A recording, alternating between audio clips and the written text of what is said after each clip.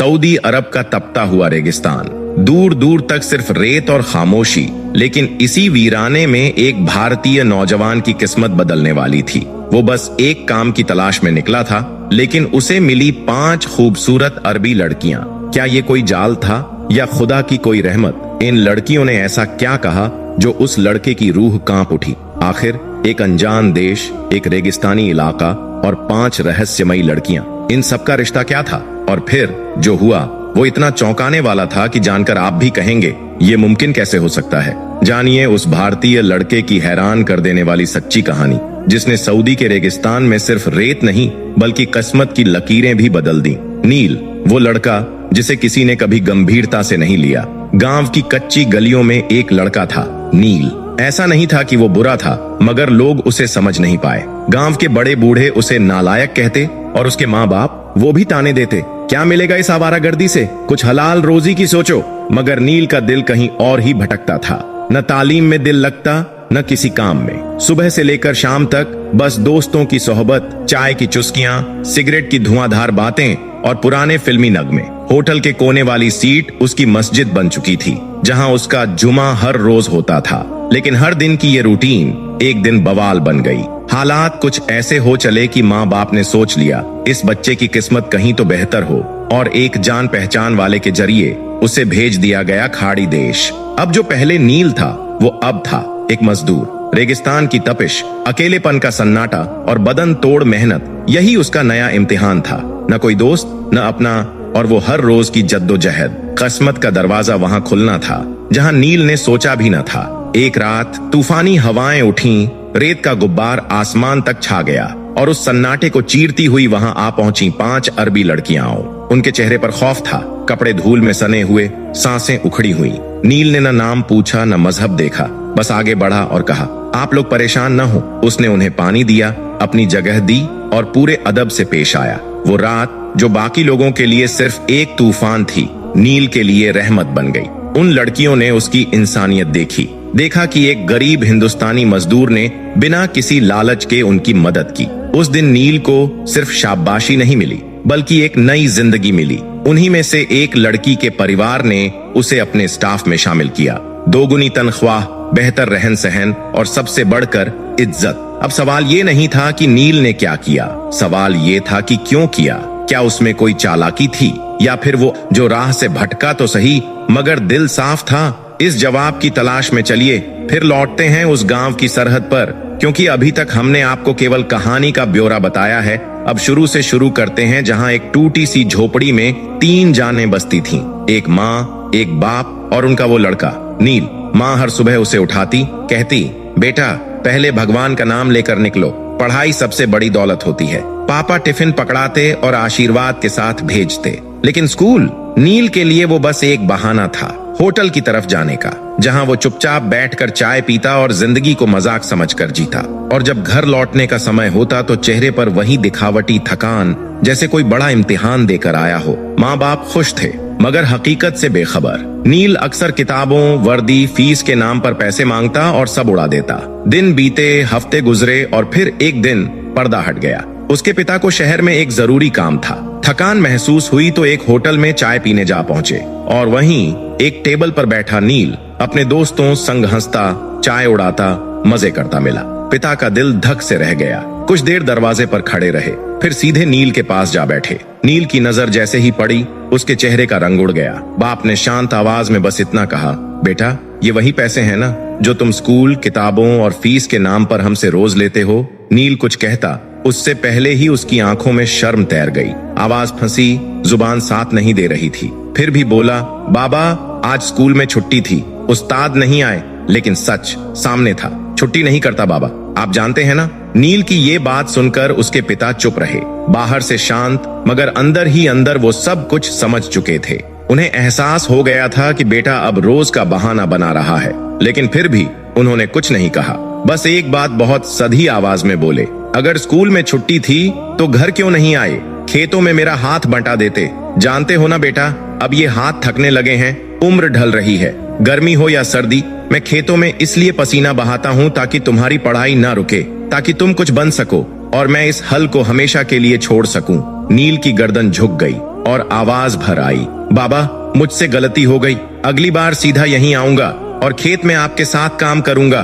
बाप कुछ नहीं बोले, उठे, चुपचाप घर लौट गए। उस रात वो ना बीवी से बोले ना बेटे से, बस आंगन में टहलते रहे जैसे दिल में कोई तूफान रोके खड़े हों। लेकिन वो रात कुछ बदल गई थी। अब उन्होंने ठान लिया था, अब वो सिर्फ सुनेंगे नहीं, सच देखेंगे। अगली सुबह जब सब उठे तो नील के बाप ने उसका हाथ पकड़ा और सीधा आंखों में देखा। तूने कहा था कल छुट्टी थी, लेकिन सच ये है कि तू स्कूल ही नहीं जा रहा, और वो भी पिछले 1 साल से। कमी किस चीज की थी बेटा? मैं खुद को मिटा रहा हूँ ताकि तू कुछ बन सके। नए कपड़े खुद नहीं पहनता, लेकिन तेरे लिए वर्दी लाता हूँ। चाय की प्याली भी तरस कर पीता हूँ। तेरी माँ अपनी दवाइयों से समझौता करती है ताकि तेरी किताबें आ सकें, और तू हमें ही धोखा दे रहा था।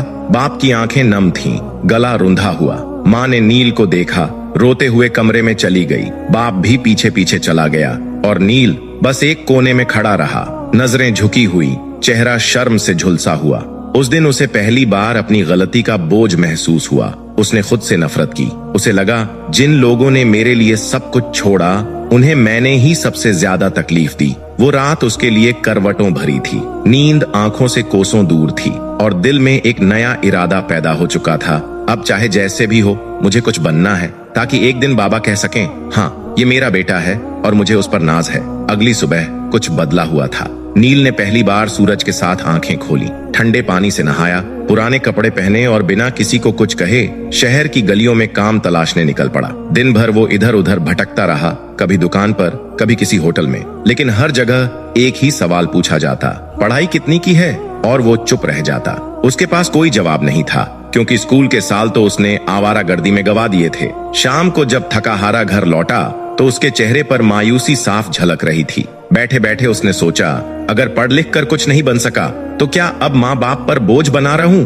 दूसरे दिन से उसने मजदूरी शुरू कर दी। जहाँ जो काम मिला कर लिया। कभी ईंटें ढोई तो कभी सब्जी की ठेली धकेली। जो थोड़ा बहुत कमाया चुपचाप माँ के हाथ में रख दिया। माँ बाप उसकी इस तब्दीली से खुश तो थे, मगर एक टीस भी थी। हमारा बेटा मजदूर बन गया। उनकी आंखें अब भी सपनों से भरी थीं कि बेटा एक दिन अफसर बनेगा, इज्जत वाली नौकरी करेगा। कुछ दिन बाद माँ बाप ने आपस में बात की, बच्चा बदल गया है, मेहनत भी कर रहा है, लेकिन इस कमाई से ना उसका घर चलेगा न भविष्य बनेगा। क्यों ना इसे विदेश भेज दें?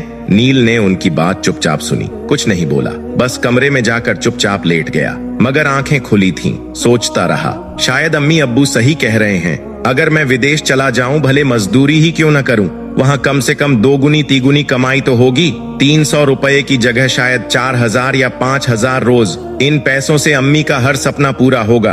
अब्बू को खेतों में नहीं जाना पड़ेगा। अगली सुबह वो खुद उनके पास गया। अम्मी, अब्बू, मैं तैयार हूँ, जो भी काम मिलेगा कर लूंगा, आप बस इंतजाम शुरू कर दीजिए। बाप की आंखों में पहली बार उम्मीद की एक झलक दिखी। ठीक है बेटा, पहले आधार कार्ड बनवा, फिर पासपोर्ट, वीजा का इंतजाम मैं कर लूंगा। नील ने सारे कागजात फुर्ती से तैयार कर ली, मगर मुश्किल पैसों की थी और बाप गरीब था। आखिरकार बाप ने अपने दिल पर पत्थर रखकर अपनी पुश्तैनी जमीन का एक टुकड़ा बेच दिया, जो उनके पूर्वजों की आखिरी निशानी थी। कुछ ही हफ्तों में नील सऊदी अरब पहुंच गया। वहां वो एक जान पहचान वाले के पास रुका, जो खुद एक आम मजदूर था। नई जमीन, नया माहौल, न भाषा आती थी न तौर तरीके पता थे, मगर डर के बावजूद नील ने हार नहीं मानी। कुछ ही दिनों में उसने मजदूरी पकड़ ली। जहां काम मिला जुट गया। कभी बाग में खजूर काटता, कभी बोरी उठाता, तो कभी सफाई करता। तनख्वाह कम थी, मगर इरादे मजबूत थे। तनख्वाह इतनी कम थी कि गुजारा तो किसी तरह चल जाता, मगर माँ बाप को भेजने के लिए हाथ में कुछ बचता नहीं था। हर रात नील के दिल में एक ही सवाल उठता, क्या बस यहीं तक था? क्या मैं सिर्फ जीने भर के लिए आया हूँ, माँ बाप के लिए क्या? धीरे धीरे उसने साथियों से पूछताछ शुरू कर दी, कोई बेहतर काम है क्या? भले मुश्किल हो पर तनख्वाह तो अच्छी हो। कई दिन तक कोशिश करता रहा।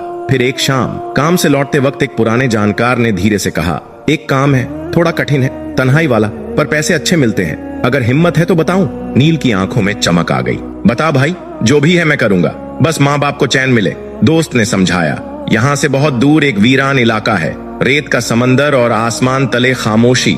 वहीं एक फार्म है जिसे अरब लोग मंजरा कहते हैं। वहाँ खजूरों का बाग है, कुछ बकरियां हैं, ऊंट भी हैं। देखभाल करनी होगी। मालिक को एक भरोसेमंद आदमी चाहिए। तनख्वाह 4000 से 5000 रियाल तक मिलती है। नील ने बिना वक्त गंवाए हामी भर दी।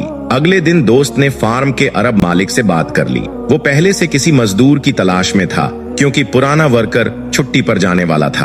अरब बोला, बहुत अच्छा हुआ, आदमी मिल जाए तो मैं खुद गाड़ी लेकर आ जाऊंगा। अगली सुबह सूरज निकलने से पहले ही सफेद टोपी पहने एक लंबी गाड़ी नील के घर के सामने रुकी। मालिक खुद अंदर बैठा था। नील ने जोड़ा सलाम, सामान उठाया और गाड़ी में बैठ गया। जैसे ही सफर शुरू हुआ, नील खिड़की से बाहर देखने लगा। रेगिस्तान की वीरानी, दूर दूर तक फैला सन्नाटा और दिल में एक बेचैन सवाल, आखिर ये जगह कब आएगी। गाड़ी रात में निकली थी। अब सुबह की पहली किरणें आसमान पर फैल चुकी थीं, लेकिन सफर खत्म नहीं हुआ था। सूरज ऊंचा हो चुका था पर मंजिल अभी तक नहीं आई। नील की बेचैनी बढ़ने लगी। कहीं ये जगह वाकई इस दुनिया से कटी हुई तो नहीं, इंसानों से दूर, रिश्तों से दूर, आवाजों से दूर। लेकिन उसके दिल में एक और आवाज भी थी, माँ के अरमान, अब्बू की झुकी कमर, सब इसी मंजिल से जुड़े हैं। पीछे हटना अब मुमकिन नहीं। वो रास्ते भर खामोश बैठा रहा, कभी खिड़की से सहरा को देखता, कभी आंखें बंद करके माँ बाप के बारे में सोचता। अब्बू अभी भी खेतों में पसीना बहा रहे होंगे, माँ शायद दवाई के बजाय पैसे बचा रही हो, और मैं किसी अनजान सहरा में जा रहा हूँ। यह सोचकर उसने खुद को मजबूत किया और खामोश हो गया। बिलखिर एक दिन और एक रात के सफर के बाद वो लोग एक सुनसान मकान पर पहुंचे। नील ने जैसे ही इर्द गिर्द नजर दौड़ाई, दिल धक से रह गया। चारों तरफ सिर्फ रेत, सूखे दरख्त और खालीपन। न कोई इंसान, न परिंदा, न जानवर, सिर्फ खामोशी और सन्नाटा। फार्म के अंदर बस कुछ बकरियां, ऊंट और खजूर के दरख्त थे। वहीं कुछ जानवर चल रहे थे, बाकी सबों का आलम। अरब मालिक ने गाड़ी से राशन का थैला उतारा, कुछ दालें, चावल, चंद सब्जियां और पानी के गलन, और कहा, यह 15 दिन का राशन है, मैं अगली बार 15 दिन बाद आऊंगा। खजूरों की सफाई, जानवरों की देखभाल, सब तुम्हारे जिम्मे है। फिर उसने नील को मुख्तसर काम समझाया और वापस चला गया। नील अकेला खड़ा रह गया। पहली बार उसे एहसास हुआ कि वह कहां आ गया है। दिल चाहा कि माँ बाप से बात करे तो फौरन जेब से मोबाइल निकाला, लेकिन जब स्क्रीन पर नो सिग्नल लिखा नजर आया तो उसके हाथ कांप गए। न कोई इंसान, न कोई फोन। ये मैं कहां आ गया हूँ? उसका दिल चाहा कि बस अभी भाग निकले, लेकिन फौरन जहन में आया, गाड़ी में मुझे एक दिन लगा यहाँ आने में, अगर पैदल निकला तो महीना लग जाएगा और रास्ते में भूख प्यास से मर जाऊंगा। उसने गहरा सांस लिया, आंखें बंद की और खुद से कहा, अब यहीं गुजारना है, जैसे भी हो। चंद दिन बाद वो रोज की रूटीन समझने लगा। खजूरों की सफाई, बकरियों को चारा देना, ऊंटों को पानी पिलाना, सब कुछ खुद ही करना पड़ता। वक्त के साथ उसे फार्म किसी कैद खाने की जगह अपना ठिकाना सा लगने लगा। 1 साल गुजर गया। अब वह फार्म ही उसका दूसरा घर बन चुका था। कभी कभार दिल बहुत उदास होता तो फार्म के पीछे एक ऊंची पहाड़ी पर चढ़ जाता। वहां जाकर मोबाइल पर कभी कभी सिग्नल आ जाता और वह माँ बाप से बात कर पाता। यही उसका वाहिद सुकून था। एक रात वो अपने कमरे में सो रहा था। आंधी, बारिश और तूफान था। सहरा में मौसम जब बिगड़ता तो खेमे उड़ जाया करते थे। नील सो रहा था कि अचानक उसे लगा जैसे कोई जोर जोर से चीख रहा हो, पुकार रहा हो। दिल दहल गया, इतनी रात इस सुनसान सहरा में कौन चीख सकता है। वो उठा, दरवाजे की तरफ बढ़ा, मगर फिर रुक गया। बाहर जाऊं या ना जाऊं? उसने खिड़की से झांका तो दूर एक गाड़ी की हेडलाइट्स दिखाई दी। दिल में ख्याल आया, शायद अरब मालिक आया हो सकता है बारिश में उसकी गाड़ी फंस गई हो। यह सोचकर वह फौरन दौड़ पड़ा। तूफानी बारिश में अंधेरे में वो लाइट्स की तरफ भागता रहा। काफी दूर जाकर जब वह गाड़ी के करीब पहुंचा तो उसे अंदाजा हुआ कि गाड़ी के पास चारों तरफ साएं खड़े हैं। वो रुक गया। दिल में वसे आए, ये कौन लोग हो सकते हैं? रात के इस पहर कहीं कोई खतरा तो नहीं? मगर जैसे ही वह कुछ और करीब गया, उसे लड़कियों की आवाजें सुनाई दी। वो मदद के लिए चीख रही थीं। अब वो डर की जगह हमदर्दी महसूस करने लगा। यह तो लड़कियां हैं, इन्हें मदद की जरूरत है। वो बिल्कुल उनके करीब गया और नरम लहजे में पूछा, बहन जी क्या हुआ, क्यों चीख रही हैं? लड़कियां एकदम नील के पास आ गईं। वो थरथरा रही थीं और बोलीं, शुक्र है अल्लाह का, कोई इंसान तो मिला, हमें लगा था कोई जंगली जानवर हमें खा जाएगा। नील ने उन्हें तसल्ली दी, घबराएं नहीं, बताएं क्या हुआ है। उनमें से एक ने कहा, हम घूमने निकले थे, अचानक रेत का तूफान आया और हम रास्ता भटक गए। मोबाइल पर सिग्नल भी नहीं थे और फिर यह बारिश शुरू हो गई। हम यहाँ फंस गए, गाड़ी बंद हो गई, हमें कुछ समझ नहीं आ रहा था, बस अल्लाह से दुआ कर रहे थे कि कोई आ जाए। नील ने दूर अपने फार्म की तरफ इशारा किया और बोला, उधर मेरे रहने की जगह है, वहाँ चलिए, बारिश से बचें, वहाँ आराम भी हो जाएगा। लड़कियां फौरन उसके साथ चल पड़ी। नील उन्हें फार्म पर ले आया। पानी दिया, उनकी बात सुनी और तसल्ली दी। आप बेफिक्र हो जाएं, अब मैं हूँ, आप महफूज हैं। सुबह होते ही मैं आपको रास्ता समझा दूंगा। नील के पास सिर्फ एक कंबल और एक तकिया था। उसने वह दोनों लड़कियों को दे दिए और खुद कोने में बैठकर जागता रहा जैसे कोई चौकीदार। बारिश और तूफान में भी उसका दिल खुश था। कम से कम इतनी तन्हाई के बाद आज इंसानों की आवाजें सुनने को मिली। सारी रात नील कमरे के एक कोने में बैठा रहा। बाहर तूफानी बारिश थी, आंधी की आवाजें दिल दहला रही थीं, लेकिन अंदर उसके दिल में एक अजीब सा सुकून था। बरसों बाद उसे इंसानों की मौजूदगी का एहसास हुआ था। पांचों लड़कियां जल्द ही थकन के कारण सो गईं, लेकिन नील जागता रहा। उनके चेहरों को देखता और सोचता, शुक्र है कम से कम आज कोई बात करने वाला, कोई सुनने वाला तो मिला, वरना यहाँ तो पिछले 1.5-2 साल में सिर्फ वो अरब मालिक आता था, वो भी सिर्फ हर 15 दिन बाद राशन देता और वापस चला जाता। ये पहला मौका था कि किसी ने उसके साथ एक रात गुजारी, और वो भी बेलौस। सुबह हुई तो नील ने फौरन चूल्हा जलाकर चाय बनाई, नाश्ता तैयार किया। जैसे ही लड़कियां जागीं, वो खुशखुलाकी से बोला, चल चलें, नाश्ता करें, फिर मैं आपको रास्ता भी समझा दूंगा। लड़कियां हैरान थीं कि इतने कम वसाइल में भी वो उनकी खातिर नाश्ता बना चुका है। उन्होंने चाय पी, कुछ खाया और फिर बोली, हमें हमारी गाड़ी तक छोड़ दें। हम रात को तूफान के डर से भाई साहब के साथ पैदल ही चल दी थीं। नील ने फौरन तैयारी की और उनके साथ गाड़ी तक पहुंचा। गाड़ी पुराने मुकाम पर रेत में ढंसी हुई थी। जैसे ही स्टार्ट करने की कोशिश की गई, गाड़ी ने बिल्कुल जवाब दे दिया। सबने बारी बारी कोशिश की, बोनट खोला, बैग देखे, धक्का लगाया, मगर कुछ न बना। लड़कियां मायूस हो गईं। नील ने दिल ही दिल में शुक्र किया, चलो एक रात और साथ गुजारने को मिलेगी। लड़कियों ने परेशान होकर नील से कहा, आप कुछ करें ना, इस गाड़ी को स्टार्ट करवाएं। नील ने मुस्कुरा कर कहा, मैं गाड़ियों का माहिर तो नहीं, कोशिश की है मगर कुछ फायदा नहीं हो रहा।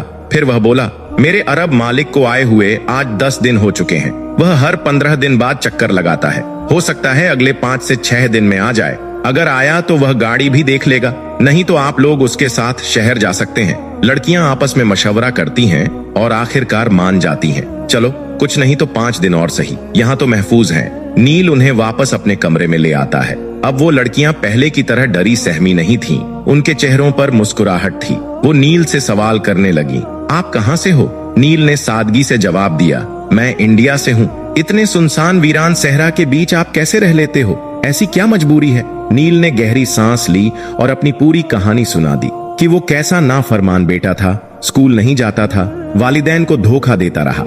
आखिरकार जब माँ बाप को सब कुछ पता लगा तो शर्मिंदगी में उसने खुद को बदलने की कोशिश की, फिर मजदूरी करने लगा, मगर वह भी काफी न थी। इसीलिए वह परदेश चला आया ताकि वालिदैन की तमन्नाएं पूरी कर सके। लड़कियां खामोश सुन रही थीं। उनके चेहरों पर हमदर्दी झलक रही थी। एक लड़की आहिस्ता से बोली, आपके इंडिया में इतनी गरीबी है? क्या लोग वाकई सिर्फ रोटी के लिए परदेश आ जाते हैं? नील ने नरमी से कहा, हाँ, हमारे यहाँ अब भी लाखों लोग ऐसे हैं जिन्हें 2 वक्त की रोटी भी मयस्सर नहीं। ये सुनकर लड़कियां हैरान हो गईं। उनमें से एक बोली, हमारे यहाँ तो बचपन से हर चीज आसानी से मिल जाती है। हमें कभी अंदाजा ही नहीं हुआ कि दुनिया में ऐसी भी जिंदगी है। नील की सादगी और सच्चाई उनके दिल को छू गई। वो उससे भारत के बारे में सवाल करने लगी। वहाँ के लोग कैसे होते हैं? मौसम कैसा होता है? आपके घर में कौन कौन है? नील ने हंसते हुए सब बताया। उसने अपने गांव की नदियां, दरख्त, हरे भरे खेत और छोटा सा घर बयान किया। लड़कियां इतना सुनकर हैरत में डूब गईं और दिल ही दिल में सोचने लगीं, हमें जरूर भारत जाना चाहिए, ऐसा सादा और खूबसूरत मुल्क। उन्होंने नील से वादा किया, अगर हम कभी भारत आए तो आपके घर जरूर आएंगे। मुस्कुराया, यकीनन अगर मैं उस वक्त भारत में हुआ तो? लड़कियां हंसने लगीं, नहीं, हम आएंगे तो आपको भी साथ लेकर जाएंगे। नील भी हंस दिया। उसी हंसी झार में दिन गुजरने लगे। 5 दिन गुजर गए मगर अरब मालिक नहीं आया। लड़कियां परेशान होने लगीं। आपने कहा था 15 दिन के बाद वो आता है, अब 6 दिन हो चुके, अभी तक नहीं आया। नील भी फिक्रमंद हो गया। हाँ, मैं भी हैरान हूँ और सच कहूँ तो राशन भी खत्म होने वाला है। लड़कियां यह सुनकर मजीद परेशान हो गईं। उन्होंने दिल ही दिल में फैसला किया, जब हम वापस शहर पहुंचेंगे तो सब कुछ अपने माँ बाप को बताएंगे और इस नील जैसे इंसान को इस सुनसान कैद खाने से निकालकर बेहतर जिंदगी देंगे। लड़कियों ने दिल में फैसला कर लिया था, हम नील को इस वीरान रेगिस्तान से निकालकर अपने साथ रखेंगे। ऐसा सादा, ईमानदार और मुखलिस इंसान किस्मत से ही मिलता है। उसी शाम अरब मालिक फॉर्म पर पहुंचा। नील ने सारी बात साफ साफ बता दी कि कैसे 5 लड़कियां बारिश में फंस गईं और पिछले 5 दिन से वो उसके साथ रह रही थीं। अरब मालिक ने कोई ऐतराज न किया, बल्कि खुद उन लड़कियों को गाड़ी में बिठाकर शहर वापस पहुंचा दिया। लड़कियों के वालिदैन सख्त परेशान थे, लेकिन जब बेटियों ने सारी हकीकत बताई, नील का किरदार, ईमानदारी, हिफाजत और खुलूस, तो वालिदैन का दिल भी नरम हो गया। उन्होंने बेटियों से कहा, अगर वह लड़का तुम्हारे साथ काम करने को राजी हो तो जरूर ले आओ, ऐसे लोग अब कम मिलते हैं। चंद दिन बाद वो लड़कियां दोबारा फॉर्म पर पहुंची।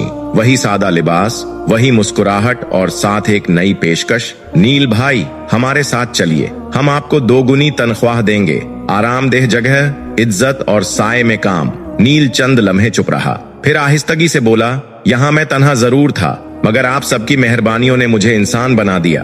अगर आप इजाजत दें तो मैं चलने को तैयार हूँ। बस फिर क्या था, वो सब उसे साथ ले गईं। अब नील का नया काम शुरू हुआ। वो उनका ड्राइवर भी था, मददगार भी और अब तो दोस्त भी। जहाँ जाना होता वो गाड़ी लेकर चल पड़ता, वापस ले आता, बाजार से राशन लाता, घर की सफाई, जरूरत की चीजें, सब कुछ संभालता। मगर इन सबसे बढ़कर थीं वो शामें जब सब मिलकर बैठते, चाय पीते, बातें करते, हंसते और एक दूसरे को संभालते। 5 लड़कियां अब नील को सिर्फ एक मददगार नहीं, एक दोस्त, एक साथी समझने लगी थीं। नील भी उनके साथ खुलने लगा। अपनी मांझी की बातें, बचपन की शरारतें, माँ बाप की कुर्बानियां, सब कुछ उनके साथ बांटता। वक्त जैसे उड़ने लगा। नील को 2 साल हो गए थे इंडिया गए बगैर। लड़कियों ने उससे एक दिन पूछा, नील तुम कब से घर नहीं गए? उसने नजरें झुकाईं। 2 साल हो गए, लेकिन यहाँ इतना मशरूफ रहा कि वक्त का पता ही नहीं चला। लड़कियों ने मशवरा किया, तुम छुट्टी पर जाओ, हम तुम्हें अच्छी खासी रकम देंगे, शॉपिंग भी करवा देते हैं, तुम माँ बाप के पास जाओ, कुछ वक्त गुजारो, फिर वापस आ जाना। नील हैरान भी हुआ और दिल ही दिल में बहुत खुश भी। उसे इतने पैसे कभी एक साथ नहीं मिले थे। उन्होंने उसके लिए नए कपड़े, तोहफे और सामान खरीदा। उसके हाथ में टिकट थमाया और मुस्कुरा कर कहा, अब जाओ और अपने गांव में सबको बताओ कि नील अब वो नहीं रहा जो कभी था। नील जब अपने गांव वापस पहुंचा तो मंजर बदल चुका था। वही लड़का जो कल तक निकम्मा, नालायक और नाकाम समझा जाता था, आज बड़े बंगले मालिक था। गाड़ी में आया, नए कपड़ों में था और नजरें झुकाए, खामोश मगर मजबूत खड़ा था। माँ बाप हैरान थे, खुश भी, जज्बाती भी। बाप ने नील के कंधे पर हाथ रखा और कहा, बेटा अब तो सब कुछ है, अच्छा घर, इज्जत, गाड़ी, अब शादी कर लो, हम तुम्हारी दुल्हन लाएंगे। नील हल्का सा मुस्कुराया, अभी नहीं बाबा, शादी का वक्त आएगा तो खुद कहूंगा, अभी दिल वापस जाने को कह रहा है। चंद दिन बाद उसने माँ बाप से इजाजत ली, मैं फिर वापस अरब जा रहा हूँ, अगली छुट्टी पर आया तो शादी पर बात करेंगे। माँ बाप ने दुआओं के साथ रुखसत किया। नील मुसलसल उन 5 लड़कियों से राब्ते में था। वापसी से पहले उनसे पूछा, आप लोगों के लिए कुछ लाऊं? उन्होंने कहा, नहीं भाई, हमें कुछ नहीं चाहिए। मगर नील कहाँ मानने वाला था। उसने हर लड़की के लिए खास तोहफे खरीदे, बनारसी साड़ियाँ, कश्मीरी जाफरान, गुलाब जामुन और कुछ खूबसूरत चूड़ियाँ। जब वह वापस अरब पहुंचा और उन लड़कियों को यह तोहफे दिए तो वह खुशी से झूम उठी। अब नील उनके लिए सिर्फ एक मुलाजिम नहीं रहा था, वो उनका साथी बन चुका था, जिंदगी का हिस्सा। वो जहाँ जाती उसे साथ ले जाती, बातें करती, दिल की बातें, हंसी झांक। नील का वजूद उनके लिए सुकून और एतबार बन चुका था। इसी खामोशी में उनके दिल में एक और एहसास भी परवान चढ़ने लगा, मोहब्बत। 5 लड़कियां, मुख्तलिफ मिजाज, मुख्तलिफ रवैये, मगर एक जैसा दिल, एक जैसी चाहत। वो सब नील को दिल से चाहने लगी और शायद उसे प्यार भी करने लगी। अब तक नील उन 5 लड़कियों का एतबार, दोस्त और जरूरत बन चुका था। वो जहाँ जाती नील साथ होता, घर के काम हो या बाहर के, बाजार जाना हो या किसी तकरीब में शरीक होना, नील ही उनका हमसफर बनता। लेकिन अब नरमी में एक अजीब सी कशीदगी आने लगी थी। किसी एक लड़की को जरा सा भी काम होता, वो फौरन नील को आवाज देती, नील भाई आज मेरे साथ जाना है, मुझे वहाँ जाना है। नील बेदिली में चल पड़ता, लेकिन जैसे ही वह निकलता बाकी लड़कियां बार बार कॉल करने लगती, नील कहाँ हो, किसके साथ हो, क्यों नहीं बताया। नील सादा दिल था, जवाब में बस यही कहता, आपकी दोस्त के साथ फंक्शन पर आया हूँ। लेकिन असल हकीकत कुछ और थी। उन 5 के दिल में नील के लिए कुछ ऐसा परवान चढ़ चुका था जिसे ना वो एक दूसरे से कह सकती थी, ना खुद से इनकार कर सकती थी। अब हर एक चाहती थी कि नील सिर्फ उसका हो, उसके साथ ज्यादा वक्त गुजारे, उसकी बात सुने, उसकी तरफ देखे। अगर वह किसी और के साथ ज्यादा वक्त गुजार लेता तो बाकी के दिल में जलन उठती। पहले जो सखियां हंसी खुशी एक साथ बैठती चलती थीं, अब खामोश बैठने लगी थीं। आंखों में सवाल, लहजों में तलखी और दिल में बेचैनी। नील ने इब्तिदा में यह सब महसूस नहीं किया। वो समझा शायद सब थकी हुई हैं या किसी बात पर परेशान, लेकिन फिर रोज रोज यही होने लगा। एक दिन कोई नाराज, दूसरे दिन कोई खामोश, तीसरे दिन कोई ताने देती। नील, तुम्हें तो बस उसी के साथ जाना है ना, आज तो तुम हमारे काम के भी नहीं रहे। नील परेशान हो गया। उसने सोचा, मैं यहाँ काम करने आया था, इज्जत मिली, सुकून मिला, लेकिन अब यह मामला कुछ और हो गया है। अगर किसी दिन इनमें से किसी ने अपने माँ बाप को कुछ बता दिया तो मुझे यहाँ से निकाल भी दिया जा सकता है या जेल तक भी जा सकता हूँ। एक रात नील छत पर बैठा था। आसमान पर नजरें थीं और दिल में तूफान। मैं क्या करूँ? किसी को दुख देना नहीं चाहता, मगर यह सब उसी तरफ बढ़ रहा है। अगली सुबह उसने फैसला कर लिया। पांचों लड़कियां नाश्ता कर रही थीं जब नील ने अदब से कहा, अगर आप इजाजत दें तो मैं काम छोड़ना चाहता हूँ। मैं थक गया हूँ, कोई दूसरा काम देखना चाहता हूँ। सब एकदम चौंक गईं, जैसे किसी ने दिल पर हाथ रख दिया हो। एक साथ बोल उठी, नील, क्यों? कोई नाराजगी? किसी ने कुछ कहा? नील ने धीरे से कहा, नहीं, किसी ने कुछ नहीं कहा। बस मैंने महसूस किया कि मेरी वजह से आप सबकी दोस्ती में दरार आ रही है। मैं किसी एक के साथ जाता हूँ तो बाकी नाराज हो जाती हैं। मुझे अच्छा नहीं लगता। मैं एक मामूली सा आदमी हूँ। आप सबने मुझे इज्जत दी, अपना बनाया। मैं नहीं चाहता कि मेरी वजह से आपके रिश्ते खराब हों।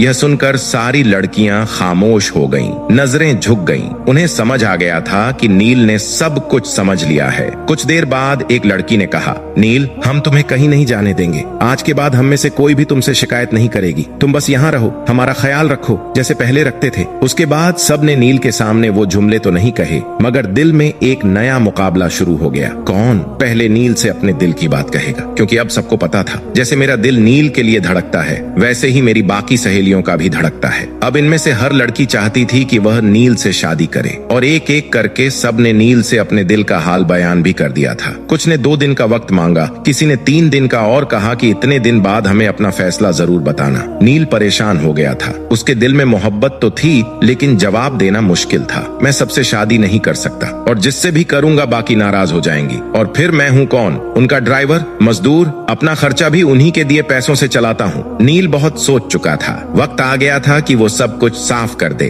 खुद के लिए और उन 5 लड़कियों के लिए जिनकी मोहब्बतें अब उसकी कश्ती को अलग अलग दिशाओं में खींच रही थीं। उसने सबको एक जगह बुलाया। नील ने बड़ी सादगी से कहा, आप सबने मुझे मोहब्बत दी, इज्जत दी, भरोसा किया, लेकिन मैं सिर्फ एक आम हिंदुस्तानी लड़का हूँ जिसकी पूरी कमाई उसके माँ बाप की जरूरतों में खर्च हो जाती है। मेरे पास ना शोहरत है ना दौलत, और सच्चाई ये है मैं सिर्फ एक बार निकाह कर सकता हूँ। अगर मैं एक का हो गया तो बाकी का दिल टूटेगा। मैं ना किसी को ठेस देना चाहता हूँ, ना अपने रब के सामने गुनहगार बनना चाहता हूँ। एक सन्नाटा छा गया। सबने सर झुका लिया। इस बार उनके चेहरों पर कोई हंसी, कोई इशारा नहीं था। बस एक खामोश सवाल तैर रहा था, क्या मोहब्बत जीत गई या हर एक ने अपना हिस्सा खो दिया? उस रात नील बहुत देर तक जागता रहा। दिल में हलचल थी और आंखों में एक ही चेहरा, वो लड़की जो बाकी सब की तरह सामने आकर कभी कुछ नहीं बोली, लेकिन हर बार उसे देखकर आंखें झुकाती रही, जिसके लहजे में तन्हा पर तमीज थी, जिसकी खामोशी भी दुआ की तरह लगती थी। जब बाकियों ने उसका हाथ थामने की कोशिश की,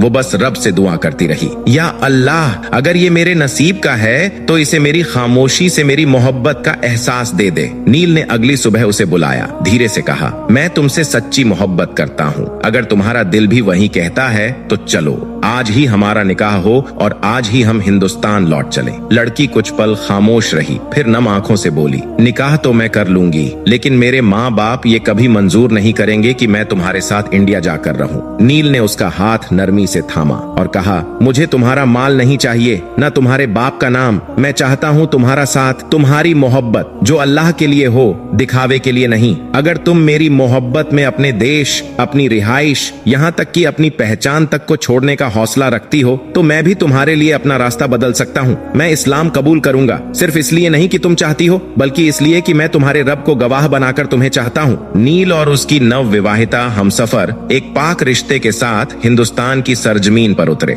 जैसे ही गांव की पगडंडी से गुजरे, नील ने सबसे पहला सजदा अपने माँ बाप के कदमों में किया। अम्मी, अब्बा, मैं वो नहीं जो गया था, अब मैं बदल चुका हूँ, अल्लाह की रहमत से और इस औरत के साथ से। माँ ने उसे गले लगा लिया। वो ममता जो बरसों से इंतजार में थी, आज सुकून बनकर आंखों से बह निकली। जब उन्होंने अपनी बहू को देखा तो दिल से दुआ निकली, तू रब की तरफ से हमारे घर की रहमत बनकर आई है, तू हमारे चिराग की रोशनी है। अब्बा ने सर पर हाथ रखा और कहा, जिस लड़की ने अपना मुल्क, अपना आराम सब कुछ छोड़कर इस बेटे को चुना, वो किसी दौलत से कम नहीं। गांव वालों को जब ये मालूम हुआ कि नील एक अरबी लड़की से निकाह कर लाया है जो इस्लाम कबूल कर चुकी है और पूरी दुनिया को छोड़कर एक हिंदुस्तानी देहात में रहने को तैयार है, तो पहले पहल सब हैरान रह गए। लेकिन वक्त के साथ जब उन्होंने उस लड़की का अखलाक देखा, उसकी हया, उसकी तालीम और उसका सुलूक, तो लोग उसे अब सिर्फ नील की बीवी नहीं बल्कि अदब से उस्तानी बीबी कहने लगे।